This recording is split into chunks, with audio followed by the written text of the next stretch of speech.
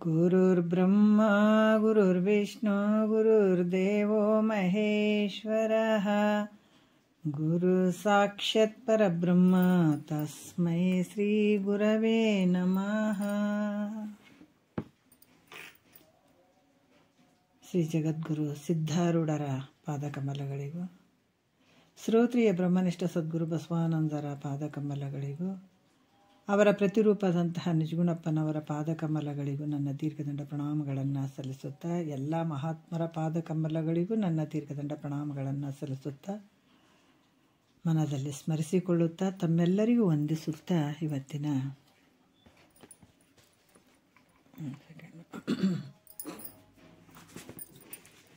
ಏನು ಹೇಳಿದಾರ ಪರಮಾನುಭವದೇ ನಡೆದಂಥ ವಿಚಾರ.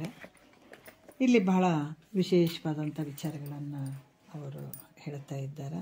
ಮೂರನೆಯ ಸಂಧಿ. ಈ ಮೂರನೇ ಸಂಧಿ ಒಳಗೆ ನಾವು ಆದಾಗ ವಿಷಯ ಎರಡನೆಯ ಒಂದು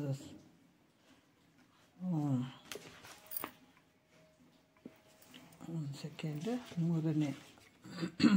ಮೂರನೇ ಸಂಧಿ ಒಳಗೆ ಮೂರನೆಯ ಸೂತ್ರದೊಳಗಡೆ ಕೊನೆಯ ಒಂದು ಯಾವುದು ಅಂತಂದ್ರೆ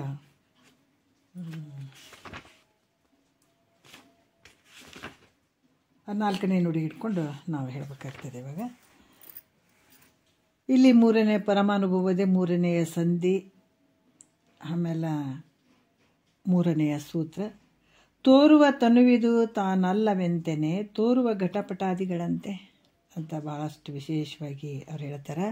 ಯಾಕಂದ್ರೆ ನಿನ್ನ ಸ್ವರೂಪ ಹೆಂಗೈತೆ ಅಂದ್ರೆ ದೇಹಕ್ಕೆ ವಿಲಕ್ಷಣನಾಗಿರುವಂಥದ್ದು ಅಂತ ಹೇಳ್ತಾ ಇದ್ದಾರೆ ಅವರು. ಅದಕ್ಕೆ ಈ ಕಾಣಿಸಿಕೊಳ್ಳುವಂಥ ಘಟಪಟಾದಿಗಳು ಹೆಂಗದಾವ, ಅದರಂಗೆ ನಿನ್ನ ಶರೀರ ಕೂಡ ದೃಶ್ಯವಾಗಿ ಕಾಣಿಸಿಕೊಳ್ಳುವಂಥದ್ದದ. ಹಾಗಾಗಿ ಈ ಶರೀರ ಕೂಡ ನೀನು ಅಲ್ಪ, ಶರೀರದ ಒಂದು ಧರ್ಮಗಳು ಗುಣಧರ್ಮಗಳು ಯಾವ ನಿನಗೆ ಸಂಬಂಧ ಇಲ್ಲ ಅಂತನ್ನುವಂಥ ವಿಚಾರವನ್ನು ಅವರು ಹೇಳ್ತಾ ಹೋಗ್ತಾ ಇದ್ದಾರೆ. ಮತ್ತು ಹಿಂದಿನ ವಿಚಾರದಲ್ಲಿ ಯಾಕಂದ್ರೆ ಮೂರನೆಯ ಒಂದು ನುಡಿಯಲ್ಲಿ ಕೂಡ ಹೇಳ್ತಾರೆ, ಈ ಘಟವ ಕಾಣ್ಬಾರ್ದನ್ನ ಘಟ ಅಲ್ಲ ಅನ್ನುವಂಥದ್ದು. ಯಾಕಂದ್ರೆ ಕೊಡವನ್ನು ನೋಡುವಂಥವ್ನು ಕೊಡನೇ ಆಗಿಬಿಡ್ತಾನೆ ಅನ್ನೋ, ದೃಶ್ಯ ಪದಾರ್ಥಗಳನ್ನು ಅರಿಯುವಂಥವನು ಅದೇ ಆ ದೃಶ್ಯ ಪದಾರ್ಥಗಳು ಆಗಿಬಿಡ್ತಾನೇನೋ ಅಂದರೆ ಇಲ್ಲ. ಹಾಗಾಗಿ ದೇಹವನ್ನು ಅರಿಯುವವನು ದೇಹ ಆಗ್ಲಾರನು. ಅದಕ್ಕೆ ದೇಹವನ್ನು ನೀನು ತಿಳ್ಕೊಳ್ತಿದೆ, ಸಾಕ್ಷಿ ರೂಪವಾಗಿ ತಿಳ್ಕೊಳ್ತಿದೆ ಅಂತಂದ್ರೆ ನೀ ದೇಹ ಆಗಕ್ಕೆ ಸಾಧ್ಯ ಇಲ್ಲಪ್ಪ. ಇದು ಪಂಚಭೂತದಿಂದ ಆದಂಥ ಗಡಿಗೆ ಅವೆಲ್ಲ ಅದಾವಲ್ಲ, ಅದರಂಗೆ ಈ ಶರೀರ ಕೂಡ ಪಂಚಭೂತದಿಂದನೇ ಆಗಿದೆ, ಇದು ನೀನಾಗಕ್ಕೆ ಸಾಧ್ಯ ಇಲ್ಲ ಅನ್ನುವಂಥ ವಿಚಾರವನ್ನು ಅವ್ರು ಹೇಳ್ತಾರೆ. ಯಾಕಂದರೆ ನಿನ್ನೆ ಕೂಡ ಕೆಲವು ಭಾಳಷ್ಟು ವಿಚಾರಗಳನ್ನು ಅವ್ರು ಹೇಳಿದರು. ಈಗ ಹೇಳ್ತಾರೆ ಅವ್ರು ಏನು ಹೇಳ್ತಾರೆ ಅಂತಂದ್ರೆ ನಾಲ್ಕನೇ ನುಡಿಯಲ್ಲಿ ಅನುಮಾನ ಪ್ರಮಾಣದಿಂದಲೂ ಈ ದೇಹ ತಾನಲ್ಲ ಅನ್ನುವಂಥ ವಿಚಾರವನ್ನು ಹೇಳ್ತಾರೆ ಅವರು. ಈ ದೇಹವಿದು ವಿವಾದಾಸ್ಪದಿ ತಾನಲ್ತು ಭೇದ ಬಿತ್ಯಾದಿ ಜನಕಮಾಗಿ ಕಾದಲೆ ಕೇಳ್ಪರ ದೇಹದಂತೆಂಬುದು ವೇದಾನುಮತವಿಂತಿದ ಅನುಮಾನ ಅಂತ ಹೇಳ್ತಾರೆ ಅವರು. ಕಾದಲೆ ಅಂತಂದ್ರೆ ಪ್ರಿಯಳೆ, ಹೆಂಡತಿಗೆ ಯಾಜ್ಞವಲ್ಕರು ಹೆಂಡತಿಗೆ ಪ್ರಿಯಾಳೆ. ಯಾಕಂದರೆ ಭಾಳಷ್ಟು ಮನದನ್ನೇ ಅಂತ ಕೂಡ ಹೇಳಿದಾರೆ, ಮನಸ್ಸಿಗೆ ಮೆಚ್ಚಿದಂಥ ಹೆಣ್ಮಗಳು ಆಕಿ ಮೈತ್ರಾದೇವಿ. ಹಾಗಾಗಿ ಅಲ್ಲಿ ಕೂಡ ಆಲಿಸು ಅಂದರೆ ಕೇಳು ಅನ್ನುವಂಥದ್ದು, ಕೇಳು ಅನ್ನುವಂಥದ್ದು ಭಾಳ ವಿಶೇಷವಾಗಿ ಹೇಳ್ತಾರೆ ಅವರು. ಯಾಕಂತಂದ್ರೆ ಅದನ್ನೇ ಕೇಳಬೇಕಂತ ಕೂತ್ಕೊಂಡಂಥ ಮೈತ್ರಾದೇವಿಗೆ ಕೇಳು ಕೇಳು ಅಂತಾರಂತಂದ್ರೆ ಮತ್ತು ಬೇರೆದವ್ರ ಪಾಡೇನು ಅನ್ನುವಂಥ ವಿಚಾರ. ಯಾಕಂದ್ರೆ ಇಲ್ಲಿ ಏಕಾಗ್ರ ಬುದ್ಧಿಯಿಂದ ಕೇಳು, ಭಾವದಿಂದ ಕೇಳು ಅನ್ನುವಂಥ ವಿಚಾರವನ್ನು ಅವರು ಹೇಳ್ತಾರೆ. ಯಾವ ರೀತಿ ಅಂತಂದರೆ ಈ ಶರೀರ ವಿವಾದಾಸ್ಪದಿ ಅಂತಂದ್ರೆ ಇದು ಹೌದು ಅಲ್ಲೋ ಶರೀರ. ಯಾಕಂದರೆ ಶರೀರ ನಾನು ಹೌದು ಅಲ್ಲ ಅನ್ನುವಂಥದ್ದು ಇದು ಒಂದು ವಿವಾದಕ್ಕೆ ಕಾರಣವಾಗಿರುವಂಥದ್ದು. ಹೇಗಂತಂದರೆ ಈ ದೇಹ ಹೆಂಗೆ ತಾನು ಆಗಂಗಿಲ್ಲೋ ಇದು ಯಾಕಂದರೆ ಪ್ರತಿಜ್ಞೆ ಆಗಿರ್ಬೋದು ಅಂತ ಹೇಳ್ತಾರೆ. ಯಾಕಂದರೆ ದೇಹ ಯಾವ ರೀತಿ ವಿಚಾರ ಮಾಡಿ ನೋಡಿದರೂ ಕೂಡ ಇದು ದೇಹ ತಾನಾಗಕ್ಕೆ ಸಾಧ್ಯ ಇಲ್ಲ ಅನ್ನುವಂಥ ಒಂದು ಪ್ರಮಾಣ ಐತಿ ಅಂತ ಹೇಳ್ತಾರೆ ಅವರು. ಮತ್ತು ಭೇದ ಜ್ಞಾನವನ್ನು ಭಯಾದಿಗಳನ್ನು ಉಂಟು ಮಾಡೋದು, ಎಲ್ಲಿ ಭೇದ ಇರ್ತದೆ ಅಲ್ಲಿ ಭಯ ಆಗ್ತದೆ. ಹಾಗಾಗಿ ಇಲ್ಲಿ ಕೂಡ ಭೇದ ಜ್ಞಾನವನ್ನು ಭಯಾದಿಗಳನ್ನು ಉಂಟು ಮಾಡುವುದರಿಂದ ಇದಕ್ಕೆ ಈ ರೀತಿ ಕಾರಣವಾಗಿರುವಂಥದ್ದು. ಇದು ಬೇರೆ ಅದು ಬೇರೆ. ಯಾಕಂದರೆ ಈ ಶರೀರ ಅನ್ನುವಂಥದ್ದು ನಾನು ಹೌದು ಅಲ್ಲ ಅನ್ನುವಂಥದ್ದು ಯಾವಾಗ ಅಲ್ಲಿ ಭಿನ್ನವಾಗಿ ಆಗ್ತದೆ ಅಲ್ಲಿ ಭೇದ ಆಗ್ತದೆ. ನಾನೇ ಬೇರೆ ಶರೀರನೇ ಬೇರೆ ಅನ್ನುವಂಥದ್ದು. ಯಾಕಂದರೆ ಈ ಶರೀರನೇ ಬೇರೆ, ನಾನೇ ಬೇರೆ. ಯಾಕಂದ್ರೆ ಶರೀರವನ್ನು ನೀನು ತಿಳಿಸಿಕೊಳ್ಳುವಂಥದ್ದು ಶರೀರ. ಹಾಗಾಗಿ ಇದೇನಾಗ್ಯದ, ಶರೀರ ತಿಳಿಸಿಕೊಳ್ಳೋದ್ರಿಂದ ಇದು ನೀನಾಗಂಗಿಲ್ಲ ಅನ್ನುವಂಥದ್ದು. ಇಲ್ಲಿ ಯಾವಾಗ ಭೇದ ಆಗ್ತದೆ ಅಲ್ಲಿ ಏನಾಗ್ತದೆ ಅಂದ್ರೆ ಭಯಾದಿಗಳು ಹುಟ್ಕೊಳ್ತಾವೆ. ಅದರಿಂದ ಈ ರೀತಿಯಾಗಿ ಅಲ್ಲಿ ಈ ಶರೀರ ನೀನಾಗಕ್ಕೆ ಸಾಧ್ಯ ಇಲ್ಲ ಅನ್ನುವಂಥದ್ದು ಹೇಳ್ತಾರೆ. ಎರಡನೇ ಅವರ ಶರೀರದಂತೆ ಇದು ನಿನ್ನ ಶರೀರ ಹೆಂಗೆ ದೃಶ್ಯವಾಗಿ ತಿಳಿಸಿಕೊಳ್ತದ ಅದರಂಗ ಈ ಬೇರೆದವರ ಶರೀರ ಕೂಡ ನೀನು ಅರಿತಿದೆ, ತಿಳ್ಕೊಳ್ತಿದೆ. ಅದರಂಗ ನಿನ್ನ ಶರೀರ ಕೂಡ ತಿಳಿಸಿಕೊಳ್ತದಂತಂದಾಗ ಬೇರೆದವ್ರ ಶರೀರದಂತೆ ನಿನ್ನ ಶರೀರ ಕೂಡ ಐತಪ್ಪ. ಅದಕ್ಕೆ ಈ ರೀತಿ ದೃಷ್ಟಾಂತವಾಗಿರುವಂಥದ್ದು ಕೂಡ ಅಂತ ಹೇಳ್ತಾರೆ ಅವರು. ಯಾವ ರೀತಿ ಅಂತಂದ್ರೆ ಇದು ವೇದವಾಕ್ಯಕ್ಕೆ ಸಮ್ಮತವಾದಂಥ ಅನುಮಾನ ಅನ್ನುವಂಥದ್ದು. ಅಂದರೆ ವೇದ ಸಮ್ಮತವಲ್ಲದ. ಯಾಕಂದರೆ ಇದು ನೀನು ಅನ್ಯನೇ ಇದೆ, ಬೇರೆ ಶರೀರದಂಗೆ ನಿನ್ನ ಶರೀರ ಅದಂತಂದರೆ ಈ ಶರೀರಕ್ಕೆ ನೀನು ಅನ್ಯವಾಗಿ ಇದ್ದಿ ಅನ್ನುವಂಥ ತಿಳ್ಕೊಂಡದ್ದು ಇದು ವೇದದಲ್ಲಿ ಹೇಳಿದಂಥ ಒಂದು ಸಮ್ಮತವಾದಂಥ ವಾಕ್ಯ ಐತೆ. ಅದಕ್ಕೆ ವೇದದಲ್ಲಿ ಯಾವುದು ಸಮ್ಮತ ಆಗಿರಂಗಿಲ್ಲ, ಸಮ್ಮತವಾದಂಥ ವಾಕ್ಯ ಇರಂಗಿಲ್ಲ, ಅದು ಪ್ರಮಾಣ ಆಗಕ್ಕೆ ಸಾಧ್ಯ ಇಲ್ಲ. ವೇದದಲ್ಲಿ ಸಮ್ಮತವಾದಂಥದ್ದು ನೀ ಯಾವ ದೃಷ್ಟಿಯಿಂದ ನೋಡಿದ್ರು ಕೂಡ ಈ ಶರೀರ ನೀನು ಅನುಮಾನ ದೃಷ್ಟಿಯಿಂದ ಹೌದೋ ಅಲ್ಲ ಅಂತ ನೀನು ವಿಚಾರ ಮಾಡಿದರೂ ಕೂಡ ಅದು ನಿನ್ನಿಂದ ಅದು ಅನ್ಯನೇ ಐತೆ, ಶರೀರ ನೀನಾಗಕ್ಕೆ ಸಾಧ್ಯ ಇಲ್ಲ ಅನ್ನುವಂಥದ್ದು ಕೂಡ ಇಲ್ಲಿ ಅನುಮಾನ. ಅದರಿಂದ ನೀನು ಆ ರೀತಿ ನೋಡಿದರೂ ಕೂಡ ವೇದವಾಕ್ಯಕ್ಕೆ ಸಮ್ಮತವಾದ ಅನುಮಾನವು ಯಾವ ರೀತಿ ನೋಡಿದರೂ ಕೂಡ ವೇದ ಸಮ್ಮತವಾದಂಥ ಈ ಪ್ರಮಾಣ ಐತಪ್ಪ ಅಂತ ಕೂಡ ಹೇಳ್ತಾರೆ ಅವರು. ಮತ್ತು ಅನುಭವ ಪ್ರಮಾಣದಿಂದಲೂ ನೋಡ್ರಿ ಅನುಭವ ಪ್ರಮಾಣದಿಂದ ನೋಡಿದ್ರು ಕೂಡ ಈ ದೇಹ ತಾನಾಗಂಗಿಲ್ಲ. ದೇಹಕ್ಕೆ ಭಿನ್ನವಾಗಿರುವಂಥವು ನೀನು ಬೇರೆಯೇ ಇದ್ದಿ. ಅದಕ್ಕೆ ಈ ರೀತಿಯಾಗಿ ಏನು ಹೇಳ್ತಾರೆ 5ನೇ ನುಡಿಯಲ್ಲಿ, ಮಲಮೂತ್ರ ರೇತೋ ರುಧಿರ ಪೋಯ ನರ ಮಜ್ಜ ಎಲು ಚರ್ಮಮಯವಾದ ತನುವೆತ್ತ ಸೆಲೆ ಶುದ್ಧ ಬೋಧಾತ್ಮ ಪದವಾದ ತಾನೆತ್ತಲೆಲೆ ನೀರೇ ನೋಡಿಂತಿದನು ಭಾವ ಅಂತ ಹೇಳ್ತಾರೆ.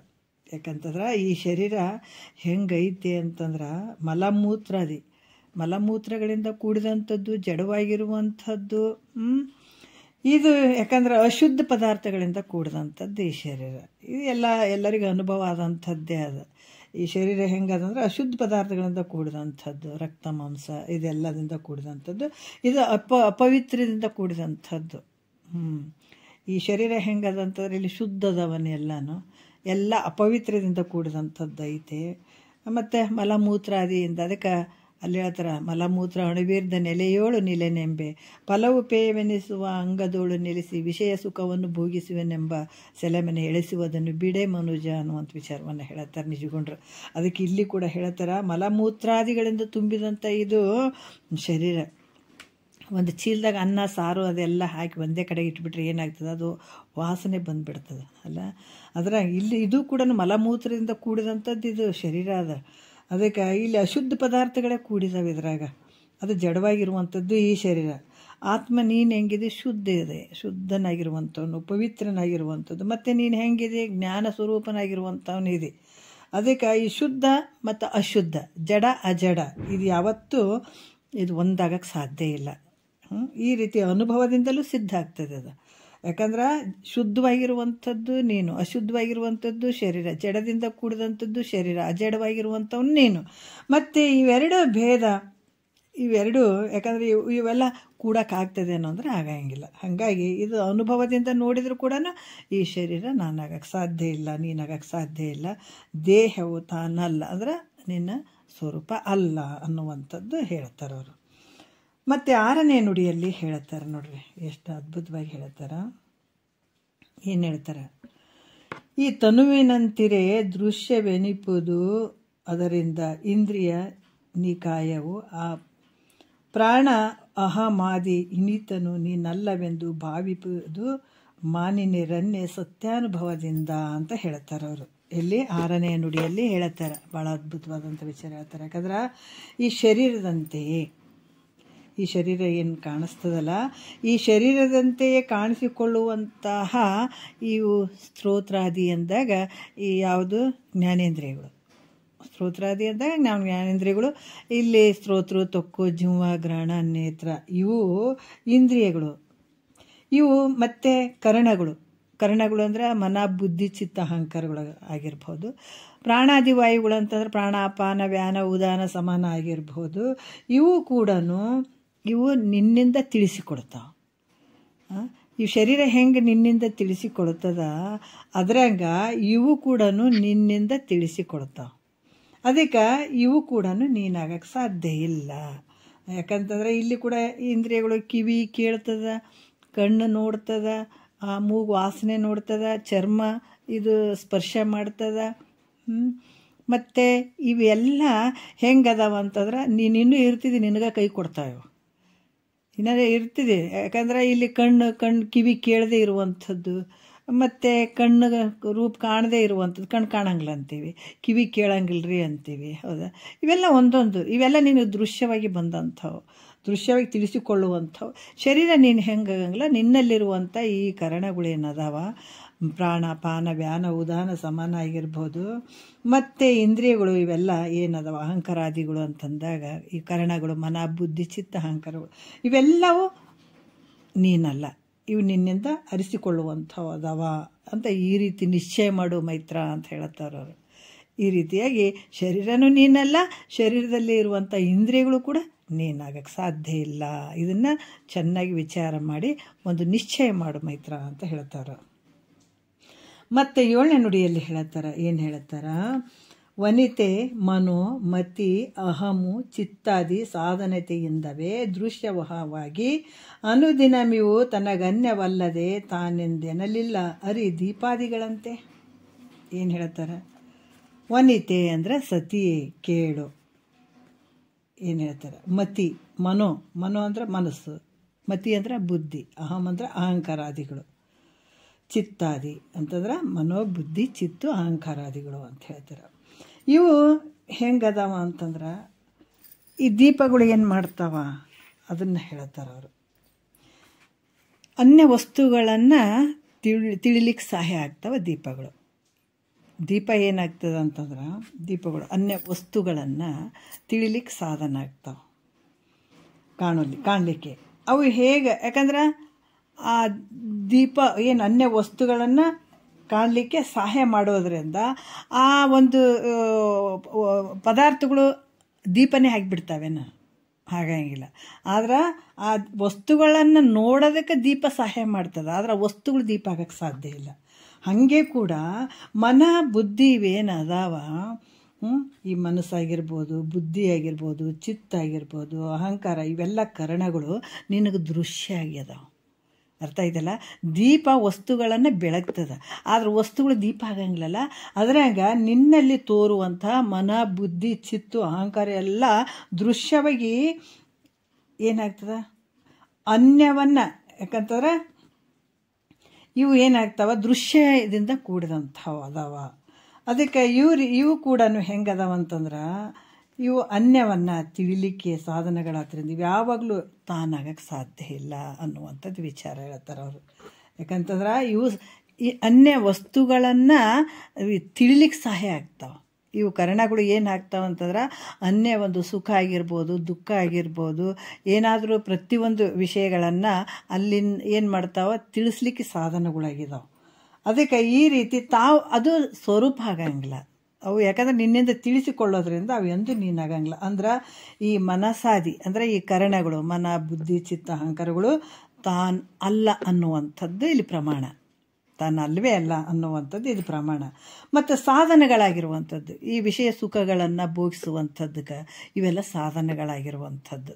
ಅದಕ್ಕೆ ಇಲ್ಲಿ ಕೂಡ ಏನು ಹೇಳ್ತಾರೆ ಇವರು, ಈ ಸಾಧನಗಳಾಗಿರುವುದರಿಂದ ಇಲ್ಲಿ ಏನಾಗ್ತದ ಹೇತು ಅಂತಂದ್ರೆ ಇವು ಬರೀ ಸಾಧನಗಳು ಅಷ್ಟೇ. ಈಗ ಏನಾಗ್ತದೆ ಅಂತಂದ್ರೆ ಈಗ ಬಡಿಗ ಒಂದು ಸಾಮಾನು ತಯಾರು ಮಾಡ್ತಾ ಇದ್ದಾನಂತಂದ್ರೆ ಅಲ್ಲಿ ಅದಕ್ಕೆ ಏನೇನು ಕೆಲವು ಸಾಮಾನುಗಳು ಬೇಕಾಗ್ತದೆ. ಯಾವುದೋ ಒಂದು ವ್ಯಕ್ತಿ ಏನಾದರೂ ಒಂದು ಈ ಚಿತ್ರ ಇಳಿಸ್ಬೇಕಂತ ಅನ್ನುವಂಥ ಒಬ್ಬ ವ್ಯಕ್ತಿ ಚಿತ್ರ ಇಳಿಸ್ತಾನಂದ್ರೆ ಅದಕ್ಕೆ ಒಂದು ಕಲರ್ ಬೇಕಾಗ್ತದೆ, ಒಂದು ಪೆನ್ ಬೇಕಾಗ್ತದೆ, ಅದು ಇಳಿಸೋಕ್ಕೊಂದು ಬ್ರಷ್ ಬೇಕಾಗ್ತದೆ, ನಾನಾ ರೀತಿಯಿಂದ ಇಟ್ಕೊಂಡು ಕೂತಿರ್ತಾನೆ.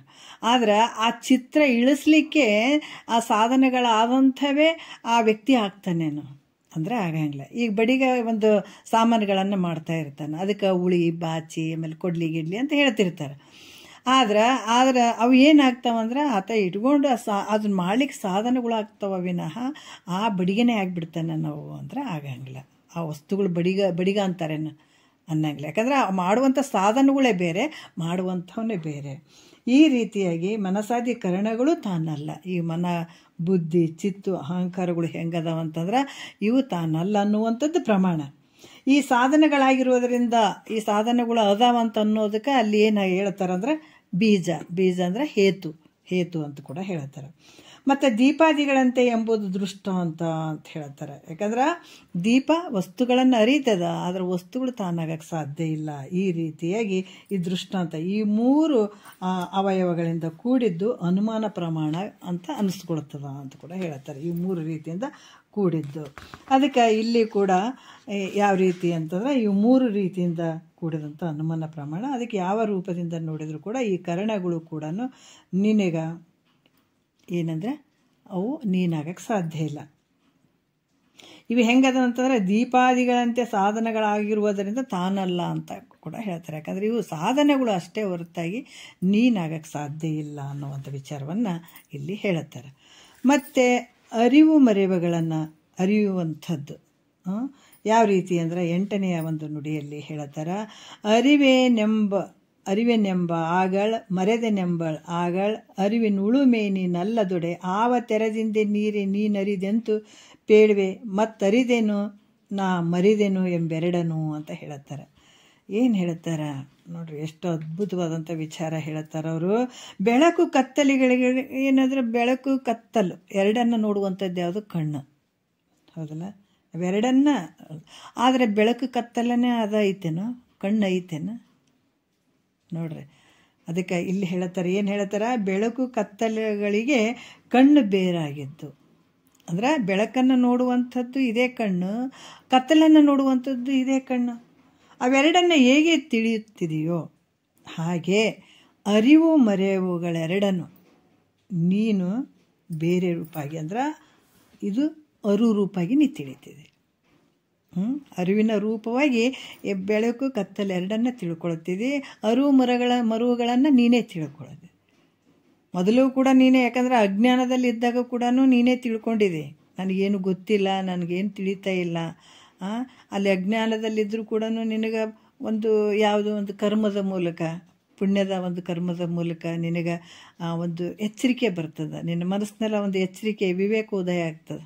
ಅದಕ್ಕಿಂತ ಮೊದಲು ಈ ಜಗತ್ತು ಸತ್ಯ ಅಂದ್ಕೊಂಡು ಹೋದಂಥವ್ನು, 84 ಲಕ್ಷ ಜೀವರಾಶಿಗಳಲ್ಲಿ ಬಂದಂಥವ್ನು ನೀನು, ಹಲವಾರು ದುಃಖಕ್ಕೆ ಗುರಿಯಾದಂಥವ್ನು ನೀನು. ಯಾವುದೋ ಒಂದು ಪುಣ್ಯದ ಫಲದಿಂದ, ಅಲ್ಲಿ ನಿಷ್ಕಾಮ ಪುಣ್ಯದ ಫಲದಿಂದ ಆ ಭಾವ ಉದಯ ಆಯಿತು, ವಿವೇಕ ಉದಯ ಆಯಿತು ಅಂದಾಗ ಸದ್ಗುರುವನ್ನು ಹುಡುಕೋವನು ನೀನು. ಎಷ್ಟು ಜನ್ಮಾಂತರದಲ್ಲಿ ಹಲವಾರು ರೀತಿಯಿಂದ ಈ ಪಾಪ ಪುಣ್ಯಗಳಿಗೆ ಗುರಿಯಾಗಿದೆ. ಈ ಪಾಪ ಪುಣ್ಯಗಳಿಂದನೇ ಈ ಶರೀರ ಬಂದಿರುವಂಥದ್ದು. ಇದಕ್ಕೆ ಮುಖ್ಯ, ಹಿಂದಿನ ಪಾಪ ಪುಣ್ಯಗಳಿಗೆ ಮುಖ್ಯ ಕಾರಣ ಆಗಿರುವಂಥದ್ದು ಯಾವುದು? ರಾಗ ದ್ವೇಷ ಅನ್ನುವಂಥದ್ದು. ಅದಕ್ಕೆ ಕಾರಣ ಆಗಿರುವಂಥದ್ದು ಪ್ರತಿಕೂಲ ಅನುಕೂಲ ಅಂತ ಅನ್ನುವಂಥದ್ದು. ಹಲವಾರು ರೀತಿಯಿಂದ. ಮತ್ತು ಅದರಿಂದ ಏನಂತಂದ್ರೆ ಅಲ್ಲಿ ನಾನಾ ರೀತಿಯಿಂದ ಹೀಗಾಗಿ ಈ ಶರೀರವನ್ನು ಬಂದಿರುವಂಥದ್ದು. ಇದಕ್ಕೆ ಮುಖ್ಯವಾಗಿ ಕಾರಣವಾಗಿರುವಂಥದ್ದು ಅಜ್ಞಾನ, ಅವಿದ್ಯೆ ಅನ್ನುವಂಥದ್ದು. ಆವಾಗ ಅಜ್ಞಾನ ಕಾಲದಲ್ಲಿ ನೀನೇ ತಿಳ್ಕೊಂಡು ಮತ್ತು ಗುರು ಮುಖಾಂತರ ಕೇಳಿಕೊಂಡ ನಂತರ ಇದನ್ನೆಲ್ಲ ತಿಳ್ಕೊಂಡದ್ದು ನೀನೇ. ಅಂದರೆ ಅರಿವು ಮರುವುಗಳನ್ನು ನೀನೇ ತಿಳಿದಂಥವನು. ಈ ಕತ್ತಲು ಬಂತ್ರಿ, ಇವಾಗ ಬೆಳಕು ಐತ್ರಿ ಅಂತ ತಿಳಿದತ್ತ ನಾನೇ. ಆದರೆ ಬೆಳಕು ಲೈಟ್ ಹೋಯಿತು, ಕತ್ತಲಾಯಿತು ಅಂತ ತಿಳಿದವನು ನಾನೇ. ಆದರೆ ಈ ಕತ್ತಲು ಬೆಳಕಿಗೆ ಸಾಕ್ಷಿ ಸ್ವರೂಪವಾಗಿರುವಂಥದ್ದು ನಿನ್ನ ಸ್ವರೂಪ. ಈ ರೀತಿ ತಿಳ್ಕೊ. ಬೇರೆಯಾಗಿ ಹೋಗಿದ್ರೆ ಯಾಕಂದ್ರೆ ನೀನೇ ಅದೇ ಆಗಿದ್ದೆ ಅಂದರೆ ಹೇಳಕ್ಕೆ ಹೆಂಗೆ ಬರ್ತದೆ, ತಿಳಿಲಿಕ್ಕೆ ಹೆಂಗೆ ಬರ್ತಿತ್ತ? ಕತ್ತಲನೇ ನೀನಾಗಿದ್ದೆ ಅಂದರೆ ಹೇಳಕ್ಕೆ ಬರೋಂಗಿಲ್ಲ. ಏನು ಬೆಳಕೆ ನೀನು ಆಗಿದ್ದೆ ಅಂದರೆ ಅಲ್ಲಿ ಹೇಳಕ್ಕೆ ಬರೋಂಗಿಲ್ಲ. ಆದ್ರೆ ನೀನು ಅನ್ಯವಾಗಿರುವಂಥದ್ದಕ್ಕಾಗಿ ಇಲ್ಲಿ ಕತ್ತಲೈತೆ, ಇಲ್ಲಿ ಬೆಳಕೈತೆ ಅನ್ನುವಂಥ ವಿಚಾರವನ್ನು ನೀನೇ ಹೇಳ್ತೀರಿ. ಅಂದ್ರೆ ಜ್ಞಾನ ಅಜ್ಞಾನವನ್ನು ನೀನೇ ತಿಳಿಯುವಂಥವನು. ಅದಕ್ಕಾಗಿ ನಿನ್ನ ಸಾಕ್ಷಿ ಚಿದ್ರೂಪ ಆಗಿರುವಂಥದ್ದು ನಿನ್ನ ಸ್ವರೂಪಪ್ಪ ಅಂತ ಹೇಳ್ತಾರೆ. ಎಲ್ಲ ಪ್ರತಿಯೊಂದು, ಅದಕ್ಕೆ ಇಲ್ಲಿ ಭಾಳಷ್ಟು ಅದ್ಭುತವಾಗಿ ಹೇಳ್ತಾರೆ. ಪ್ರತಿಯೊಂದು ಅರಿಯುವಂಥ ಸ್ವರೂಪ ನಿಂದೈತೆ. ಅರಿವನ್ನು ಅರಿತಿದೆ, ಜ್ಞಾನ ಅಜ್ಞಾನ ಎರಡನ್ನ ಅರಿಯುವಂಥ ಸ್ವರೂಪ ನಿಂದು. ಅದಕ್ಕೆ ನೀನು ಹೆಂಗಿದೆ? ಸಾಕ್ಷಿ ಚಿದ್ರೂಪ ಸ್ವರೂಪನೇ ನೀನಾಗಿರುವಿ ಅನ್ನುವಂಥ ವಿಚಾರವನ್ನು ಹೇಳ್ತಾರೆ ಅವರು. 9ನೇ ನುಡಿಯಲ್ಲಿ ಹೇಳ್ತಾರೆ, ಸುಖವಲ್ಲದುದನ್ನು ಎಳ್ಳಿನಿತು ನೊಲ್ಲನಾಗಿ ತತ್ಸುಖವನ್ನೇ ಕುರಿತು ತನಗೆ ತೋರ್ಪನಿಕೆಳವೆಲ್ಲವೂ ಪ್ರೀತಿಕರ ಮಪ್ಪುದ ಅದರಿಂದ ಸುಖರೂಪನಾತ್ಮನೆಂಬುದೇ ಸತ್ಯ ಅಂತ ಹೇಳುತ್ತಾರೆ. ಯಾಕಂದ್ರೆ ಈಗ ಆತ್ಮನು ಅರಿವು ಮರಿವುಗಳಿಗೆ ಸಾಕ್ಷಿ ಚಿದ್ರೂಪ ಆಗಿದ್ದಾನಂತ ಹೇಳಿದ್ರು. ಇದ್ರಂಗೆ ಆನಂದ ಸ್ವರೂಪನೂ ಅದಾನತ. ಹೆಂಗದಾನಂತಂದ್ರೆ ಈ ದೇಹ ಆಗಿರ್ಬೋದು, ಯಾಕಂದ್ರೆ ಸುಖವಲ್ಲದುದನ್ನು ಅಂದ್ರೆ ಸುಖ ಇಲ್ಲದೇ ಇರುವಂಥದ್ದನ್ನು ಎಂದಾದರೂ ಬಯಸ್ತಾನೆ ಯಾರಾದ್ರೆ. ಏನೇ ಒಂದು ಲೌಕಿಕದಲ್ಲಿ ನಾವು ಮಾಡಬೇಕಾದಂಥ ಕೆಲಸಗಳು ಕೂಡ ಅದರಲ್ಲಿ ಒಳ್ಳೇದೈತಪ್ಪ ಸುಖ ಐತಪ್ಪ ಅನ್ನುವಂಥದ್ರಿಂದನೇ ನಾವು ಮುಂದುವರಿತೀವಿ. ಇಲ್ಲಾಂದ್ರೆ ಮಾಡೋಕ್ಕೆ ಹೋಗಂಗಿಲ್ಲ. ಅದರಲ್ಲಿ ದುಃಖ ಐತಂದ್ರೆ ಯಾರಾದರೂ ಮಾಡ್ತಾರೇನೋ, ಮಾಡಂಗಿಲ್ಲ. ಎಂಥ ಒಂದು ಚಲೋ ಅದಂತಂದ್ರೂ ಕೂಡ ಇಲ್ಲರಿ ಅದ್ರಾಗ ದುಃಖ ಐತ್ರಿ. ಎಂಥ ಒಂದು ಮೃಷ್ಟಾನ್ನ ಭೋಜನ ಐತೆ ಅಂದ್ರೂ ಕೂಡ ಅದ್ರಾಗ ಒಂಚೂರು ವಿಷ ಮಿಶ್ರಿತ ಆಗಿದೆ ಅಂದ್ರೆ ನಾವು ಮಾಡ್ತೀವಿ ಅಂತ ತೊಗೊಳಕ್ಕೆ ಹೋಗ್ತೀವಿ ಏನಂದರೆ ಇಲ್ಲ. ಅದ್ರಾಗ ಇಲ್ಲಿ ಕೂಡ ಹೇಳ್ತಾರ ದುಃಖವಲ್ಲದನು ಅಂದ್ರೆ ಸುಖವಲ್ಲದುದನು ಅಂದ್ರೆ ಸುಖ ಇರದೇ ಇರುವಂಥದ್ದು ಒಂದು ಸ್ವಲ್ಪ ಕೂಡ ಬೇಕಂತಾನೇನೋ ಅಂದರೆ ಅನ್ನಂಗಿಲ್ಲ, ಸುಖನೇ ಬೇಕಂತಾನೆ. ಅದಕ್ಕೆ ಇಲ್ಲಿ ಯಾವ ರೀತಿ ಅಂತಂದ್ರೆ ಹೇಳ್ತಾರ, ತನ್ನ ಒಂದು ಹಿಂದಿನ ಒಂದು ಸಂಸ್ಕಾರ ರೂಪವಾಗಿ ವಿವೇಕ ಜಾಗ್ರ ಆಯಿತು ಅಂತಂದ್ರೆ ಜಗತ್ತಿನೊಳಗೆ ಈ ಸುಖಗಳೇನು ತೋರ್ತಾವಲ್ಲ ಇವೆಲ್ಲ ಕ್ಷಣಿಕ ಸುಖ ಅಂತ ತಿಳ್ಕೊಳ್ಳುವಂಥದ್ದು. ಈ ಪ್ರತಿಬಿಂಬದ ಆನಂದಗಳು ನಾವೇನು ಸುಖ ಅಂತ ನಾವು ಎಷ್ಟು ಜನ್ಮಾಂತರದಿಂದ ಮಾಡ್ಕೊಂಡು ಬಂದೀವಲ್ಲ, ಇವು ನಿಜವಾದ ಸುಖ ಏನು ಅಂದ್ರೆ ಅಲ್ಲ, ನಿಜವಾದ ಆನಂದ ಅದಾವೇನು ಅಂದ್ರೆ ಅಲ್ಲ. ಅವೇ ಅಂದ್ರೆ ಪ್ರತಿಬಿಂಬ ಆನಂದಗಳು ಇರ್ತಾವೆ. ಅದಕ್ಕಾಗಿ ದೇಹ ಕರಣ ಇಂದ್ರಿಯ ಪ್ರಾಣ ಇವೆಲ್ಲವುಗಳಿಗೂ ಹೆಂಗದಾನಂದ್ರೆ ಸಾಕ್ಷಿ ಸ್ವರೂಪನಾಗಿರುವಂಥವನು. ಇಲ್ಲೇನು ಹೇಳ್ತಾರೆ ಅವರು, ಇವೆಲ್ಲವಕ್ಕೂ ಏನದ ನಿನ್ನ ಶರೀರದಲ್ಲಿ ದೇಹ ಆಗಿರ್ಬೋದು, ಕರಣಗಳಾಗಿರ್ಬೋದು, ಇಂದ್ರಿಯಗಳಾಗಿರ್ಬೋದು ಎಲ್ಲಕ್ಕೂ ಸಾಕ್ಷಿ ಸ್ವರೂಪನಾಗಿ ಇರುವುದರಿಂದ ಇದು ಏನಂದ್ರು ಸದ್ರೂಪ ಅಂತ ಹೇಳ್ದಂಗಾಯ್ತು. ಹೇಳ್ತಾರೆ ಅವ್ರು ಸದ್ರೂಪ ಎಲ್ಲಕ್ಕೂ ಸಾಕ್ಷಿಯಾಗಿರುವಂಥವನು. ಮತ್ತು ಅರಿವು ಮರಿವುಗಳನ್ನು ಅರಿತಾನಂತ ಹೇಳೋದ್ರಿಂದ ಅದಕ್ಕೆ ಏನಾಗ್ತದೆ, ಎಲ್ಲ ಅರಿವು ಮರಿವುಗಳನ್ನು ತಿಳ್ಕೊಳ್ತಾನೆ, ಎಲ್ಲವನ್ನ ತಿಳ್ಕೊಳ್ತಾನೆ ಅಂದಾಗ ಅದು ಚಿದ್ರೂಪ ಅಂತ ಹೇಳ್ತಾರೆ ಅವರು.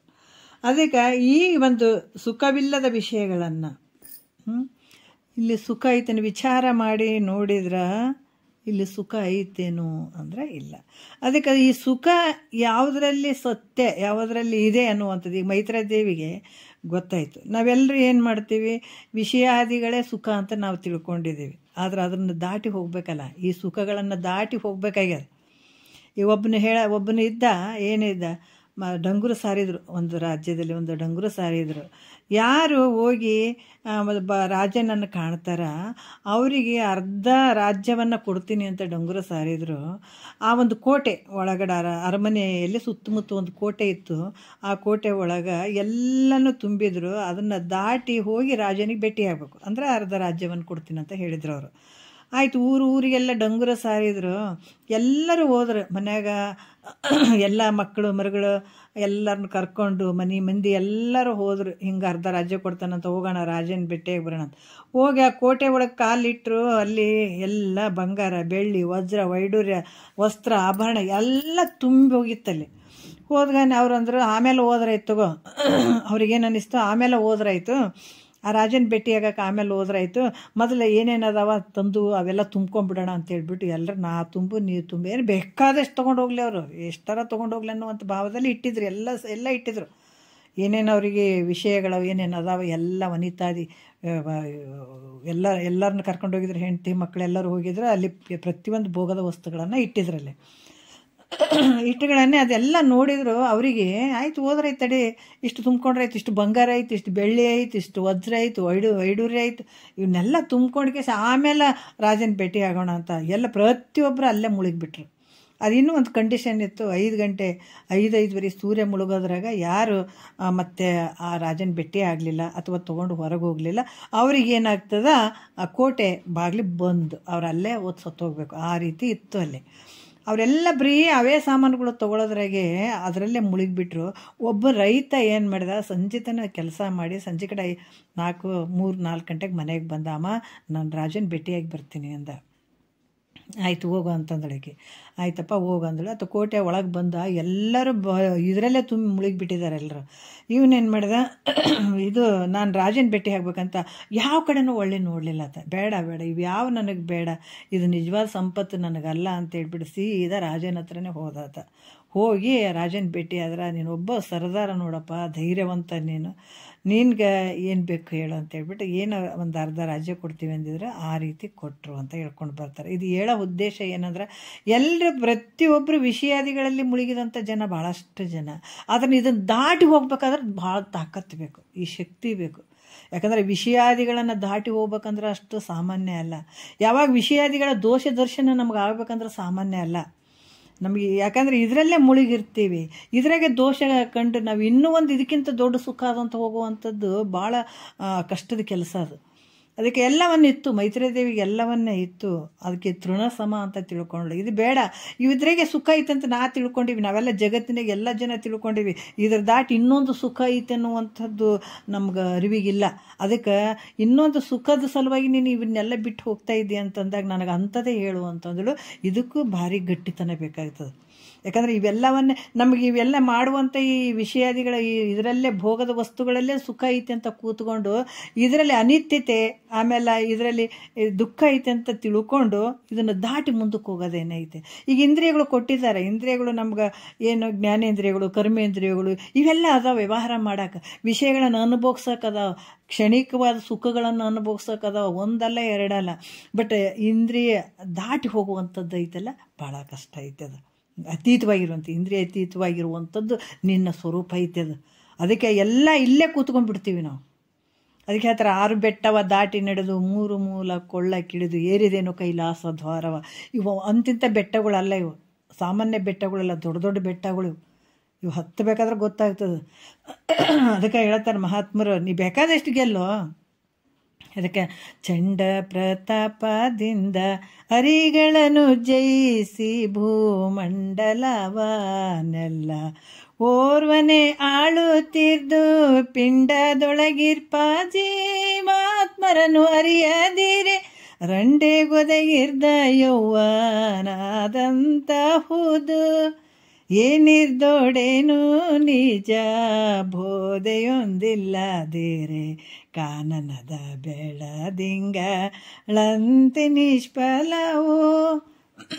ಎಷ್ಟು ಅದ್ಭುತವಾಗಿ ಹೇಳ್ತಾರಲ್ಲ. ಹಾಗಾಗಿ ಈ ಒಂದು ಯಾವ ಜನ್ಮದ ಪುಣ್ಯ ಮಹಾತ್ಮರು ಇದಕ್ಕೆ ಎಚ್ಚರಿಕೆ ಕೊಡ್ತಾರೆ ನಮಗೆ. ಅಯ್ಯೋ ಮಾನವ ಶರೀರ ಬಂದದ್ರು ಹಂಗೆ ಸಾಯ್ಬೇಡ್ರು, ಇದನ್ನ ಇಟ್ಕೊಂಡು ಸ್ವಲ್ಪ ಏನಾರ ಕೆಲಸ ಮಾಡ್ಕೊಳ್ರಿ ಅಂತಾರೆ.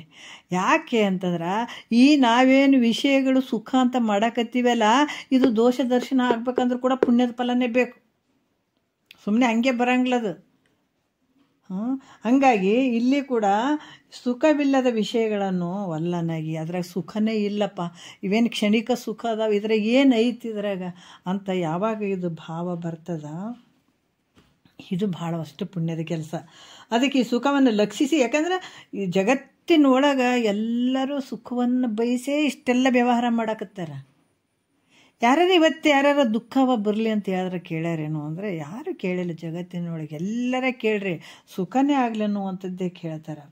ಆದರೆ ಯಾವುದೋ ಒಂದು ಪುಣ್ಯದ ಫಲದಿಂದ, ಎಷ್ಟೋ ಜನ್ಮದ ಒಂದು ಪುಣ್ಯದ ಫಲದಿಂದ ಇದು, ಯಾಕಂತಂದ್ರೆ ಆತ್ಮ ಪರಮಾತ್ಮನಿಗಿಂತ ಬೇರೆ ಆನಂದ ಇಲ್ಲವೇ ಇಲ್ಲ. ಅದನ್ನು ಕಾಣೋದಕ್ಕಿಂತ ಅದಕ್ಕೆ ಏನಿರ್ದೊಡೆ ನಮ್ಮ ನಿಜಬೋಧೆ ಒಂದಿಲ್ಲದಿರೆ ಕಾನನದ ಬೆಳದಿಂಗಳಂತೆ ನಿಷ್ಫಲವು ಅಂತ ಹೇಳ್ತಾರೆ ಮಹಾತ್ಮರು. ಎಷ್ಟೊಂದು ಎಚ್ಚರಿಕೆ ಗಂಟೆ ಕೊಟ್ಟಿದ್ದಾರೆ ನಮಗೆ.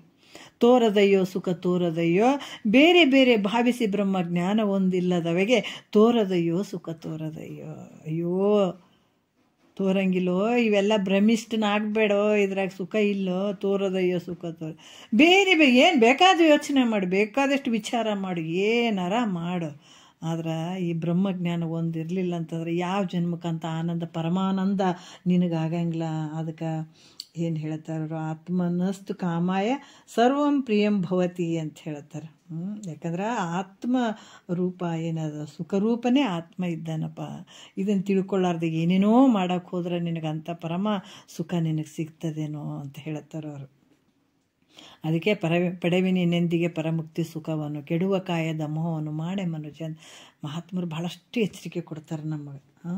ಯಾಕಂದ್ರೆ ಸತ್ತು ಚಿತ್ತ ಆನಂದ ಸ್ವರೂಪನಾದಂಥ ತಾನು ಹೆಂಗೆ ನಿನ್ನ ಸ್ವರೂಪ ಹೆಂಗೈತೆ ಅಂದ್ರೆ ಸತ್ತು ಚಿತ್ತು ಆನಂದ ಎಲ್ಲಕ್ಕೂ ಸಾಕ್ಷಿಯಾಗಿರುವಂಥವನು, ಎಲ್ಲವನ್ನ ತಿಳ್ಕೊಳ್ಳುವಂಥವನು, ಎಲ್ಲದರಲ್ಲೂ ನೀನಿರುವಂಥವ್ನು, ನಿತ್ಯವಾಗಿರುವಂಥವನು. ಮತ್ತು ಹೆಂಗದ ದೇಶ ಕಾಲ ವಸ್ತು ಪರಿಚ್ಛಿನ್ನ ರಹಿತನಾಗಿರುವಂಥದ್ದು ನಿನ್ನ ಸ್ವರೂಪ. ಸ್ವಗತಾದಿ ಭೇದ ರಹಿತವಾಗಿರುವಂಥದ್ದು ನಿನ್ನ ಸ್ವರೂಪ. ಅಂಥದ್ದು ಹೆಂಗೆ ಐತಂತಂದ್ರೆ ನೀನು ಹೆಂಗಿದಿ, ಶರೀರ ಹೆಂಗದ, ಅಸತ್ತಿನಿಂದ ಕೂಡ್ಯದ. ಸತ್ತಲ್ಲ, ಅಸತ್ತು ಮತ್ತು ಜಡದಿಂದ ಕೂಡಿದಂಥದ್ದು. ಇದು ಶರೀರಕ್ಕೆ ಯಾವ ಒಂದು ಶಕ್ತಿನೂ ಇಲ್ಲ, ಇದಕ್ಕೆ ಯಾವ ಒಂದು ಇದೂ ಇಲ್ಲ. ಇದು ಜಡವಾಗಿರುವಂಥದ್ದು. ಇದು ಮತ್ತು ದುಃಖ ರೂಪವಾಗಿರುವಂಥದ್ದು. ಇದು ಷಡ್ಭಾವಿಕರಕ್ಕೆ ಒಳಗಾಗ್ತದೆ. ಇದಕ್ಕೆ ಹಲವಾರು ರೋಗಗಳು ಬರ್ತದೆ.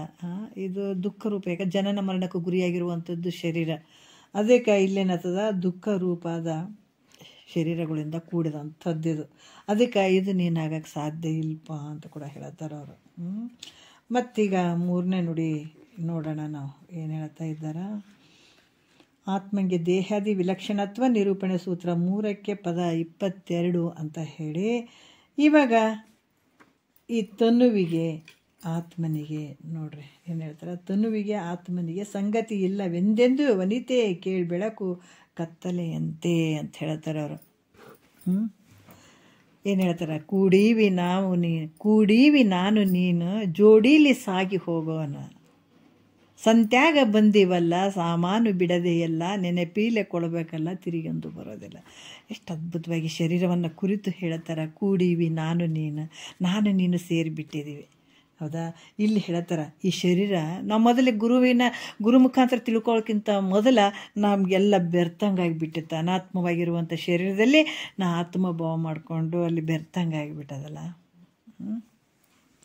ಅದಕ್ಕೆ ಇಲ್ಲಿ ಕೂಡ ಹೇಳ್ತಾರೆ.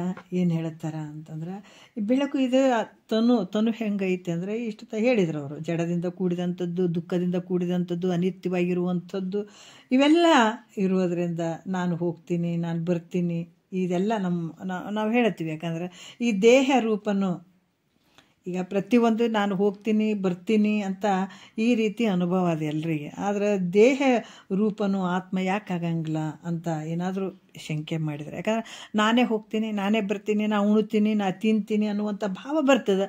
ಮತ್ತು ಯಾಕೆ ದೇಹ ರೂಪ ಮತ್ತು ಆತ್ಮನೇ ಅಂತ ಯಾಕೆ ಹೇಳಬಾರ್ದು ಅಂತಂದ್ರೂ ಕೂಡ ಹಂಗಾಗಕ್ಕೆ ಬರೋಂಗಿಲ್ಲಪ್ಪ. ಅದಕ್ಕೆ ತನುವಿಗೆ ಆತ್ಮನಿಗೆ ಸಂಗತಿ ಇಲ್ಲವೆಂದೆಂದು ವನಿತೆ ಕೇಳಿ ಬೆಳಕು ಕತ್ತಲೆಯಂತೆ. ಎಷ್ಟು ಅದ್ಭುತವಾಗಿ ಹೇಳ್ತಾರೆ ನೋಡ್ರಿ.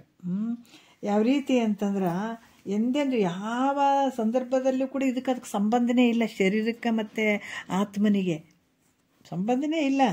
ಅದಕ್ಕೆ ಇದು ಒಂದು ಗೊತ್ತಿದೆ, ಎಲ್ಲರಿಗೂ ಗೊತ್ತಿದೆ. ಯಾಕಂದ್ರೆ ಈ ಶರೀರ ಅನ್ನುವಂಥದ್ದು ಒಂದು ಬಟ್ಟೆ ಥರ. ಎಷ್ಟೋ ಜನ್ಮಗಳಲ್ಲಿ ಇಂಥ ಶರೀರವನ್ನು ಬಿಸಾಕಿ ಬಂದಂಥದ್ದು.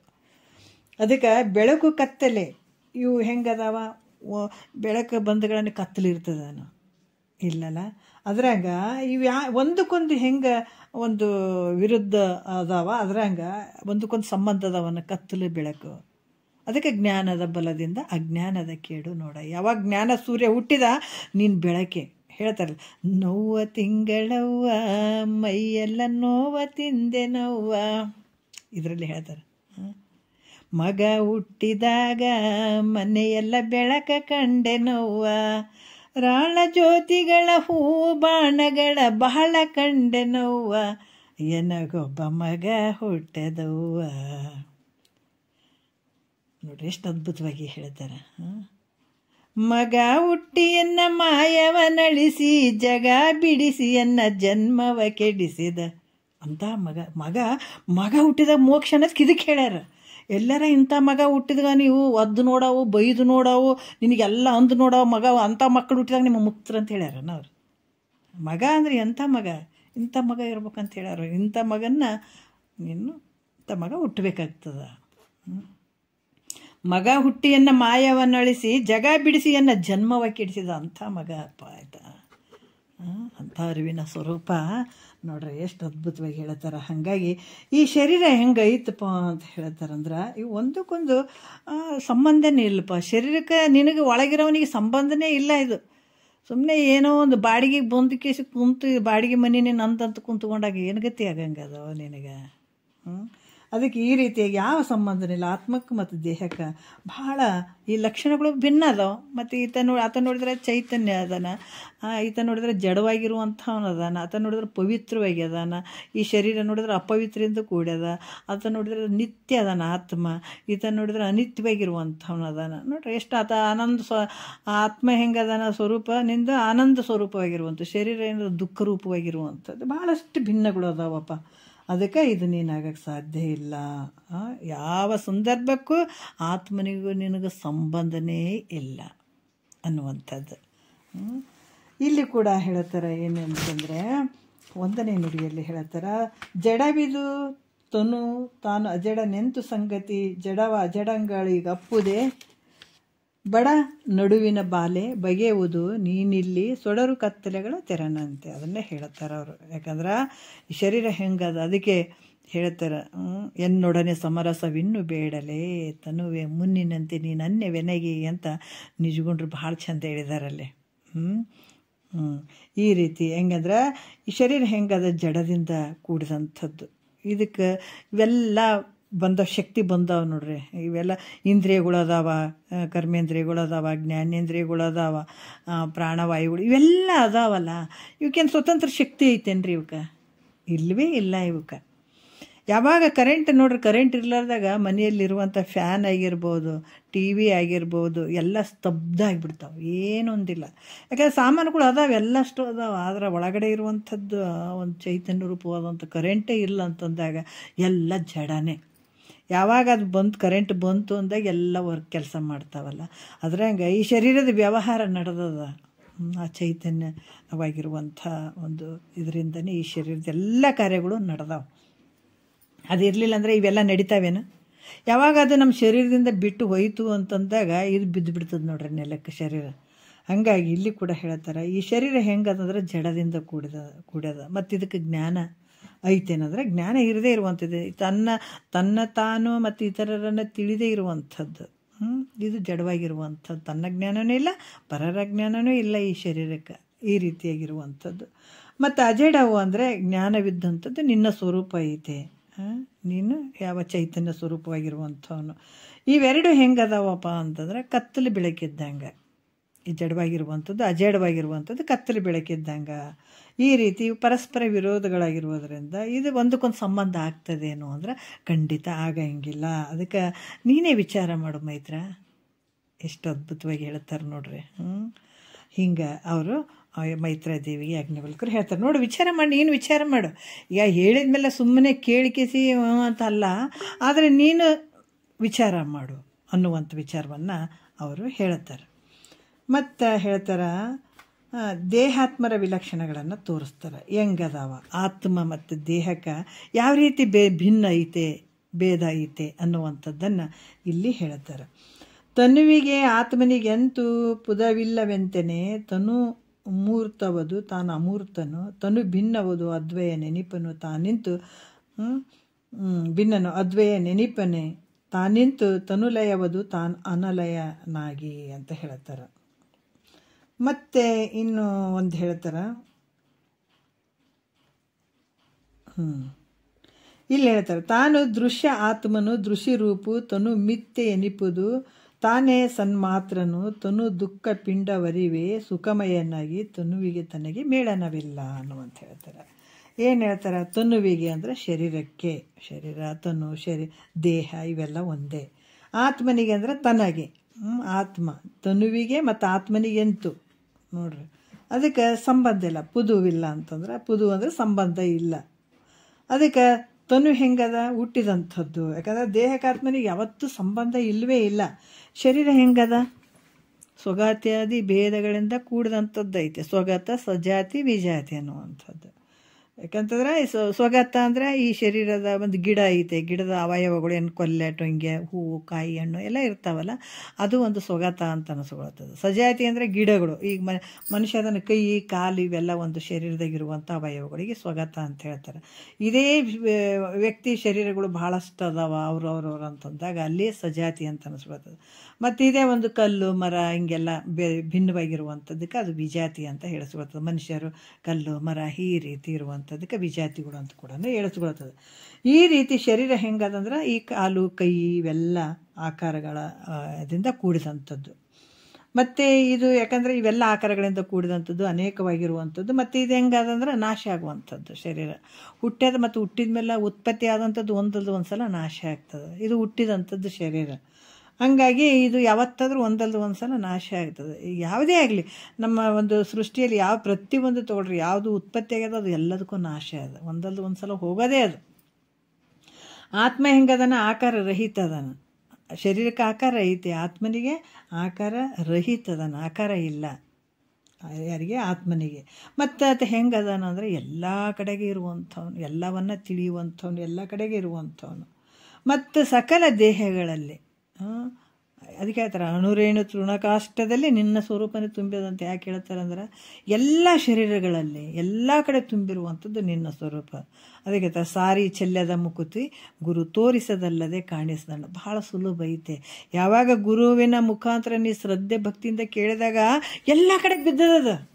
ತಗೊಳ್ಳೋ ತಾಕತ್ತು ನಿನಗೆ ಬೇಕು. ಬಂಗಾರ ಅಂಗಡಿ ಐತೆ, ಬಾಗಿಲೇನು ಮುಚ್ಕೊಂಡು ಕುಂತಾರನ್ನವರು ತೆಗೆದು, ಅದರ ಬಂಗಾರವನ್ನು ತೊಗೊಳ್ಳುವಂಥ ತಾಕತ್ತು ನಿನಗಿರಬೇಕು. ನಿನ್ನ ಬಳಿ ಅಷ್ಟು ರೊಕ್ಕ ಇರಬೇಕು, ದುಡ್ಡು ಇರಬೇಕು. ಹೋದಾಗ ಮಾತ್ರ ನೀನು ಅದು ತೊಗೊಳಕ್ಕೆ ಸಾಧ್ಯ ಆಗ್ತದೆ. ಎಲ್ಲ ಕಡೆನೂ ಆದ್ರೆ ಇದನ್ನು ನೋಡುವಂಥ ಕಣ್ಣು ನಿನ್ನದಾಗಬೇಕು. ಒಂದು ಕಣ್ಣು ವಿಶೇಷ ಕಣ್ಣು ಐತೆಲ್ಲ ಅದು ಓಪನ್ ಆಗಬೇಕು. ಬರೀ ಇವೆರಡು ಕಣ್ಣು ಅದಾವ ಅಂದ್ರೆ ಬರೀ ಇಂದ್ರಿಯಗಳನ್ನು ಇಂದ್ರಿಯಗಳಿಂದ ನಾವೆಲ್ಲ ಸುಖ ದುಃಖ ಅದಾಯ್ತು ಇದಾಯ್ತು ಅಂತ ನಾವು ಇಂದ್ರಿಯಗಳು ಇದನ್ನು ಬಳಸ್ಕೊಳ್ತೀವಿ. ಆದರೆ ಇದಕ್ಕಿಂತ ಅತೀತವಾದಂಥ ಒಂದು ಕಣ್ಣು ಐತದ, ಜ್ಞಾನದ ಕಣ್ಣು. ಅದನ್ನು ನೀನು ತೆಗೆದು ನೋಡಿದಾಗ ಎಲ್ಲ ಕಡೆ ನಿನ್ನ ಅದಂಥ ಆನಂದ ಸ್ವರೂಪನೇ ಕಾಣಕ್ಕೆ ಶುರು ಆಗ್ತದೆ. ಆದರೆ ಈಗ ಕಾಣವಲ್ದಂದ್ರೆ ಅದಕ್ಕೆ ನೀನೇ ಕಾರಣ, ಕಾಣ್ತಂದ್ರೆ ಅದಕ್ಕೆ ನೀನೇ ಕಾರಣ. ಕಾಣಂಗಿಲ್ಲ ಅಂತಂದ್ರೆ ನಿನ್ನನ್ನೇ ನೀನು ಮರ್ತಿದೆ, ಆ ಕಣ್ಣನ್ನು ಮುಚ್ಕೊಂಡು ಬಿಟ್ಟಿದೆ, ನಿನಗೆ ತೋರ್ತಾ ಇಲ್ಲ ಅದು. ಯಾವಾಗ ನೀನು ಗುರು ಮುಖಾಂತರ ತಿಳ್ಕೊಂಡು ಅಲ್ಲಿ ಶ್ರದ್ಧೆ ಭಕ್ತಿಯಿಂದ ಹೋಗ್ತಿದೆ ಆ ಕಣ್ಣು. ಅದಕ್ಕೆ ಸಾರಿ ಚೆಲ್ಲೋದು ಅದೇನು ಎಲ್ಲಾರ ಬಚ್ಚಿಡಕ್ಕೆ ಒಂದು ಸಾಮಾನು ಐತೇನ?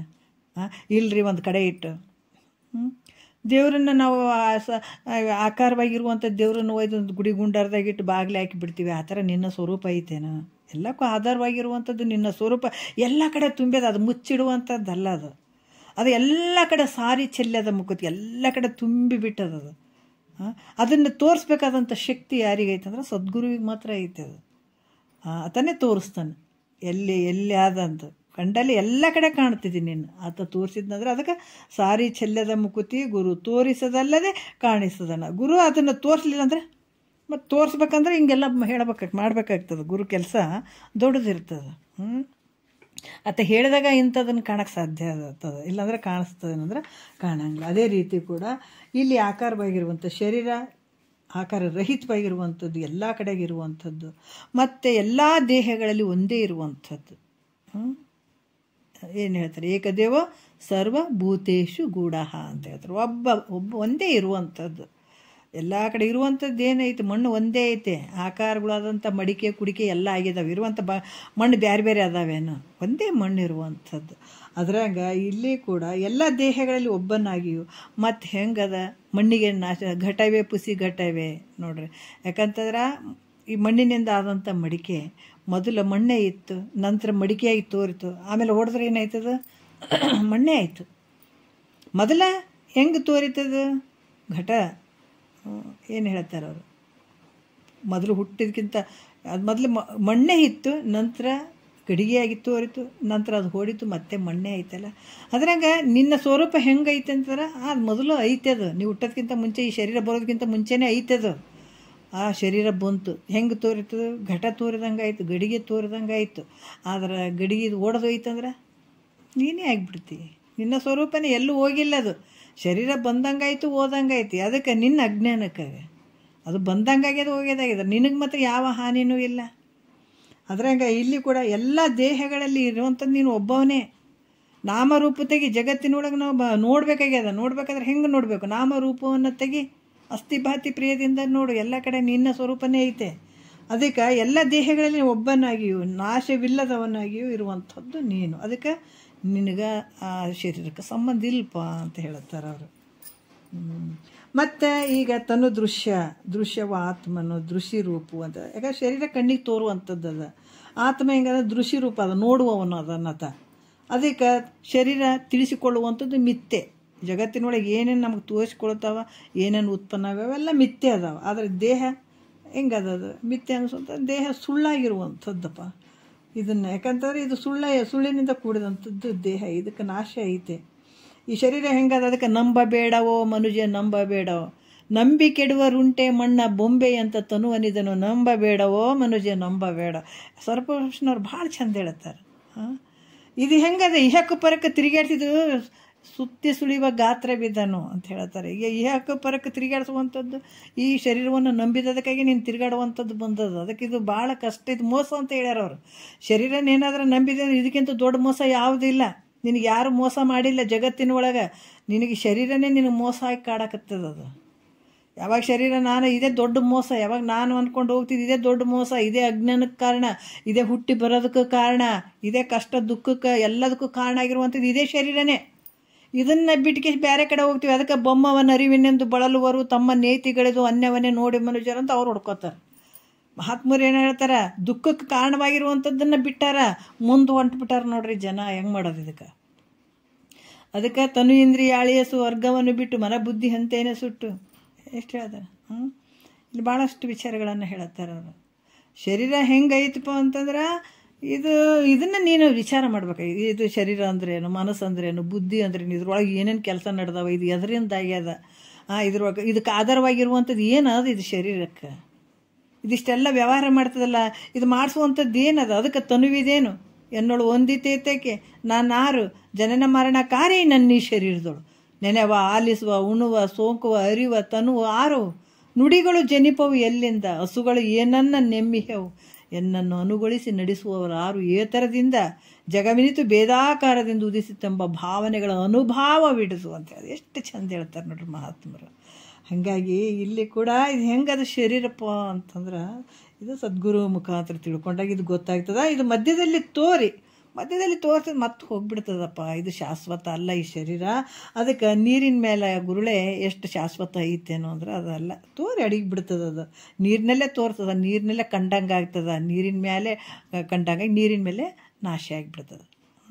ಅದ್ರಂಗೆ ನಿನ್ನ ಸ್ವರೂಪ ಐತೆ ತಾನು. ಯಾಕಂದ್ರೆ ಆತ್ಮ ಅದು ಹೆಂಗದ, ತೋರುವಂಥದ್ದಲ್ಲ, ಅಡಗುವಂಥದ್ದಲ್ಲ, ನಾಶ ಆಗುವಂಥದ್ದಲ್ಲ, ಉತ್ಪನ್ನ ಆಗುವಂಥದ್ದಲ್ಲ, ಈ ರೀತಿಯಾಗಿರುವಂಥದ್ದು. ದೇಹ ಏನದಪ್ಪ ಅಂದ್ರೆ ದುಃಖ ರೂಪದಿಂದ ರೋಗಗಳಿಗೆ ಗುರಿ ಆಗುವಂಥದ್ದು, ಷಡ್ಭಾವ ವಿಕಾರಕ್ಕೊಳಗಾಗುವಂಥದ್ದು, ದುಃಖದಿಂದ ಕೂಡಿದಂಥದ್ದು. ಅದಕ್ಕೆ ಯಾವಾಗಲೂ ನಿನ್ನ ಸ್ವರೂಪ ಹೆಂಗದ, ಯಾವಾಗಲೂ ಸುಖದಿಂತಿರುವಂಥವ್ನು, ಆನಂದವಾಗಿರುವಂಥದ್ದು ಅಂತ ನಿನ್ನ ಸ್ವರೂಪ. ಅದರಿಂದ ನಿನಗೆ ಮತ್ತು ಆತ್ಮನಿಗೆ, ಶರೀರಕ್ಕೆ ಮತ್ತು ಆತ್ಮನಿಗೆ ಯಾವ ರೀತಿಯಿಂದ ಸಂಬಂಧ ಇಲ್ಲ ಅಂತನ್ನುವಂಥದ್ದನ್ನು ಒಂದು ಆಗಿ ಗುರುನಾಥ ನಮ್ಗೆ ತಿಳಿಸಿಕೊಡ್ತಾನೆ.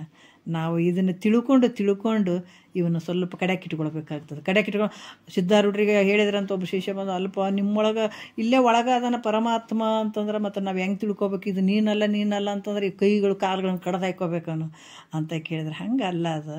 ಯಾಕಂದ್ರೆ ಮತ್ತು ನೀವು ಒಟ್ಟಿಗಿಟ್ಟು ಕೊಯ್ಕೊಂಡು ಒಳಗೆ ದೇವ್ರು ಅದನ್ನಂತ ನೋಡ್ಕೊಂಡಿಗಪ್ಪ, ಹಂಗಲ್ಲ ಅದು. ಯಾಕಂದ್ರೆ ಒಳಗಡೆ ನಾವು ವಿಚಾರ ಮಾಡ್ಬೇಕು, ಪಂಚಕೋಶಗಳನ್ನು ವಿಚಾರ ಮಾಡಬೇಕಾಗ್ತದೆ. ಇದು ನೀನಲ್ಲ ಅಂತ ನೇತಿಗಳದು ಭಾವದಲ್ಲಿ ಬಿಟ್ಕೊಳ್ಳೋದು.